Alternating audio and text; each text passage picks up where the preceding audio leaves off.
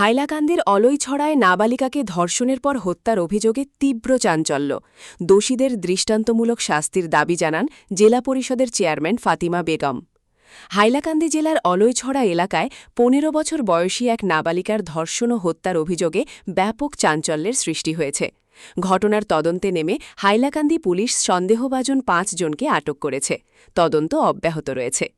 ঘটনার খবর পেয়ে জেলা পরিষদের চেয়ারম্যান ফাতিমা বেগম নিহত নাবালিকার বাড়ি গিয়ে শোকসন্তপ্ত পরিবারের সদস্যদের সঙ্গে সাক্ষাৎ করে সমবেদনা জানান এবং আর্থিক সহায়তা প্রদান করেন।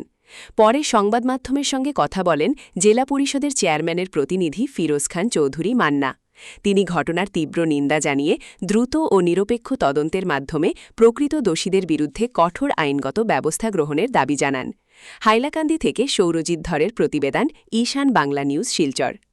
একটা মেয়ে 15 বছর, যে আজকের দিন অত্যন্ত অসহায় ফ্যামিলি।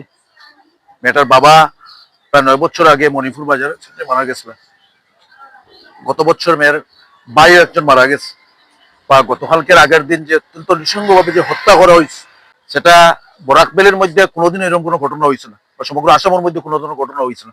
আমরা আগে অন্যান্য সময় শুনছি যে অন্যান্য জায়গাতে হয়েছে, ইউপি বিহার হয়েছে, কিন্তু আজকের দিন যে বরাক ভ্যালির মধ্যে যে এই ধরনের অবস্থা শুরু হয়েছে, সেটা প্রশাসনের কাছে আমরা আহ্বান করি যে এসপি মহোদয়, আইজিপির কাছে, যাতে এই ধরনের যে নৃশংসভাবে হত্যা করা হয়েছে সেটা কঠোরভাবে যাতে নির্মূল করা, যেটা ফার্স্ট টেক আনিয়া শাসন করিয়া এরারে যেহেতু ফাঁসি দেওয়া হয় বা এনকাউন্টার করা হয়।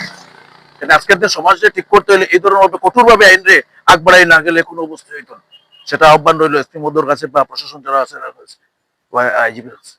আমি অত্যন্ত মর্মাহত হিসেবে আমি আজকে সকালে গেছি। গতকালকে আমি আগের দিন গুয়াহাটি আসলাম, গুয়াহাটির থেকে আইয়া আজকে সকালে আমি তারা গৌরব হচ্ছি। গৌরব হচ্ছার পরে যে ফ্যামিলির যে অবস্থা, যে একজনই মানুষ যে আজকে মার মর্মাহত বেদনা দেখে মানে আমার নিজে আজকে যে অত্যন্ত কষ্ট লাগছে। আমি গিয়ে আর্থিক সাহায্য করিয়াছি বা আগামী দিনে আশ্বাস দিচ্ছি তারা যাতে ফ্যামিলিতে একটা বড় ধরনের সাহায্য করিয়ে দিব।